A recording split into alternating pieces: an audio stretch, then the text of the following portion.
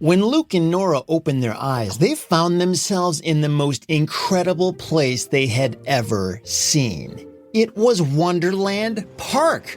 Wonderland Park was an amazing amusement park they had always dreamt about going to. It had roller coasters and rides and games, everything you could ever imagine. But there was something even more special about this place. There were no other people in the park except for Luke and Nora. That's right, they had the entire place to themselves.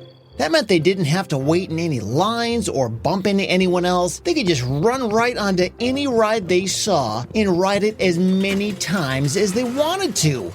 They started hopping from one ride to another, spinning around on the Star Spinner, and then they went soaring through the skies on the Lightning Peak Express and exploring the spooky halls of Phantom Manor. They were having the time of their lives, and as they approached the final ride of the day, the Serpent's Tail Coaster, they got in and sat down and buckled up as the train slowly started climbing to the top of the hill.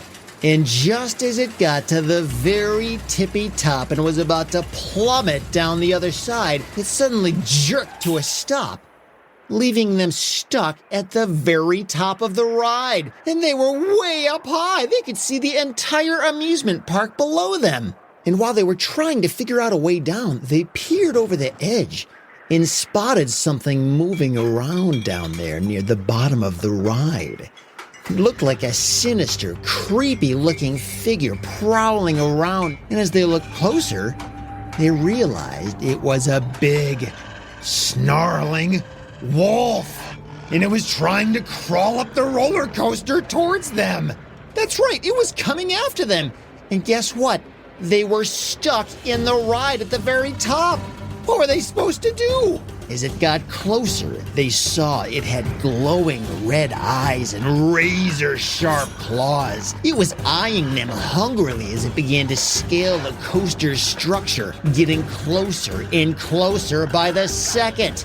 Nora and Luke started to panic as they started trying to wiggle free from their restraints. And when they finally got out, they hopped out of the train they were on and started running down the coaster track. But as they ran, Luke looked over the edge and felt dizzy when he saw how far up they were and how far down he would fall if he lost his step. And just then, he actually tripped over himself and nearly fell. But Nora grabbed his hand and pulled him to safety. Oh, thank goodness.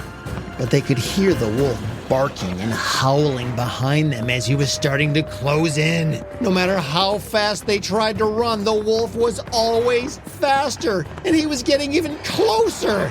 Eventually, that wolf was so close behind them that when they turned around to look, they could see each of his big, sharp teeth.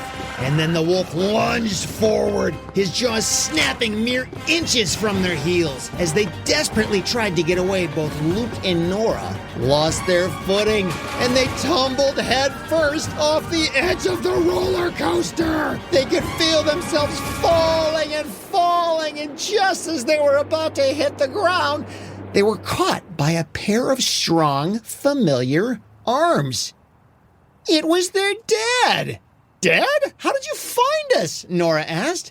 Well, I searched the entire house, and when I couldn't find you, I remembered what you had said about your lamp. And I knew there was only one place that you would both wish to go, so I took a chance and pulled the string just like you. And here I am. And the reunion was cut short when they heard the sound of heavy paws thudding behind them. And then they turned to see the wolf approaching, his eyes gleaming with evil. And Dad stepped forward, shielding Luke and Nora. What do you want with my children, wolf? And Luke and Nora cried out, Be careful, Dad, that wolf is really fast. And then Dad's eyes widened. And then he turned from the wolf to face his kids as he said, Okay, well, in that case, run! The three of them sprinted away as fast as their legs could carry them, with the wolf in hot pursuit. And as they ran, Luke shouted, We can't keep this up forever, Dad! What do we do? And then Nora's eyes sparkled with an idea. Everyone, quick, grab my hands! She reached out to her brother and her dad, and she said, On the count of 3, we all need to think of home with all of our might. They nodded in agreement as they clasped their hands tightly, and Nora said, okay, 1, 2, 3! And just then, a rush of energy surged through their linked hands, and the world around them blurred. And in the blink of an eye, they found themselves sitting safely in their living room. And Mom stared at them, confused. Oh, where did you 3 come from? Weren't you just upstairs playing in Luke's room? How'd you get down here so fast?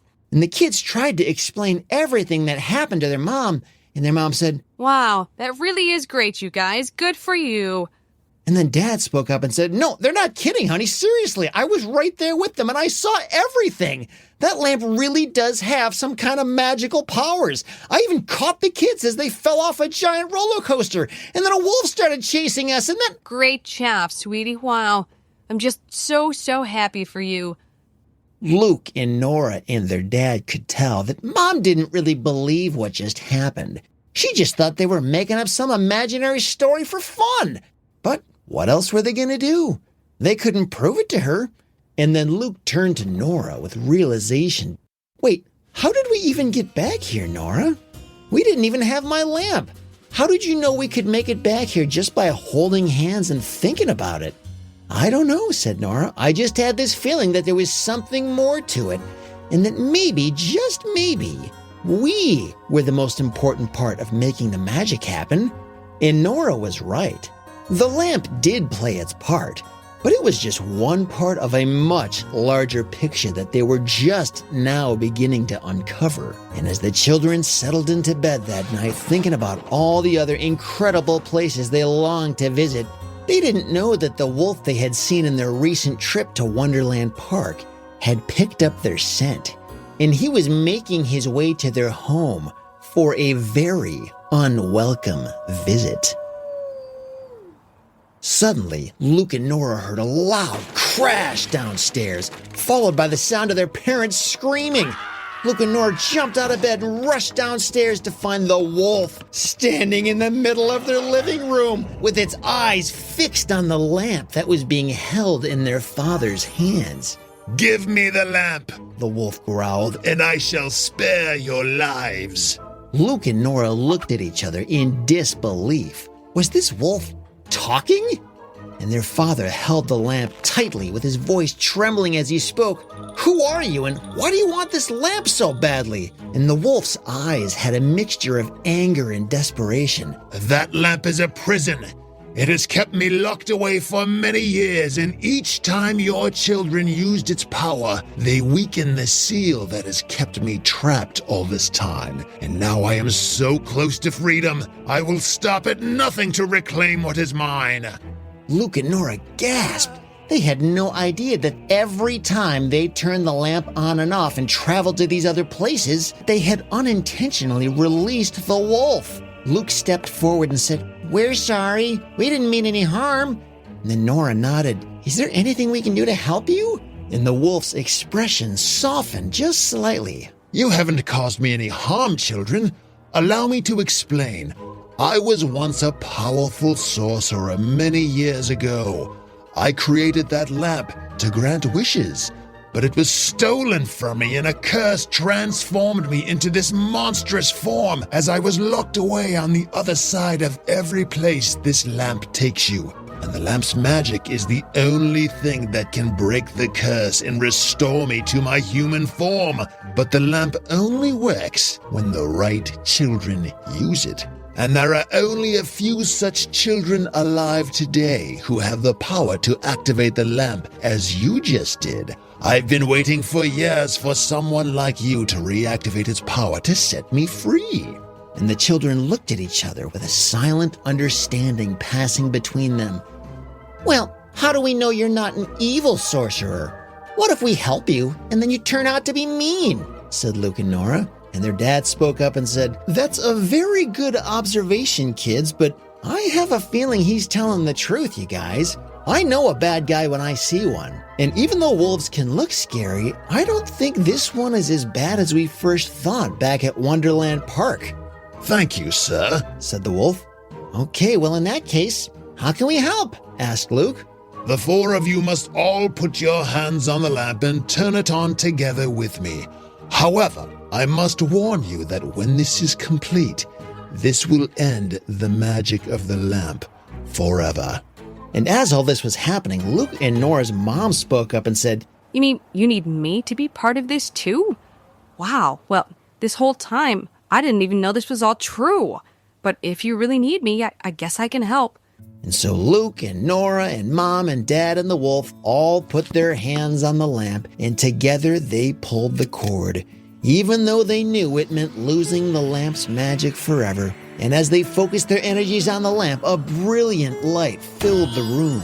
The wolf's form began to shift and change, and in a matter of seconds, a tall, elderly man stood in its place, and he smiled at the children with his eyes filled with gratitude. "Thank you," He said, his voice soft and gentle. "You have freed me from an eternity of suffering, and in return, I will grant you one final wish."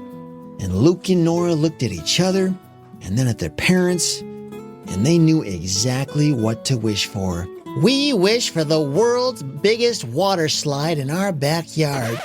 No, Luke, that's not what we want," Luke's dad interrupted. "What he meant to say was, we wish for our family to always be happy and healthy and filled with love," they said together. And the sorcerer nodded, and with a wave of his hand, they felt a deep sense of peace and contentment wash over them, knowing that their love for each other would always be their greatest magic, even if they didn't have the world's biggest water slide. And then as the sorcerer prepared to leave, he turned to the children one last time.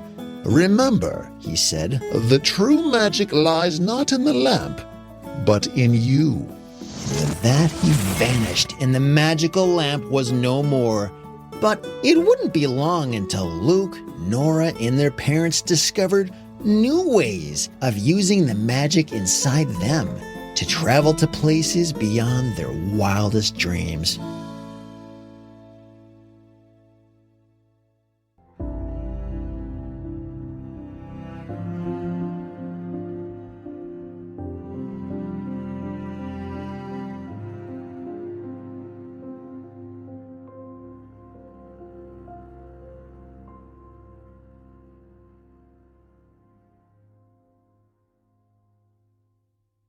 Do you ever find yourself wondering when the next episode is going to come out for the Storyland podcast? I know they don't come out as much as we all want them to, but if you want to be the first to know about when the next story is going to drop, all you got to do is follow us on Instagram or Facebook, or just go to storyland.show, and you'll find links to all the different places online where you can listen and watch, and even leave a comment and make suggestions about other story ideas that you might have. Just go to storyland.show, or again, you can follow us on Facebook or Instagram. Just search for Storyland, all one word, podcast. Storyland Podcast, and you should be able to find us there. Thanks again for listening, and I'll talk to you next time.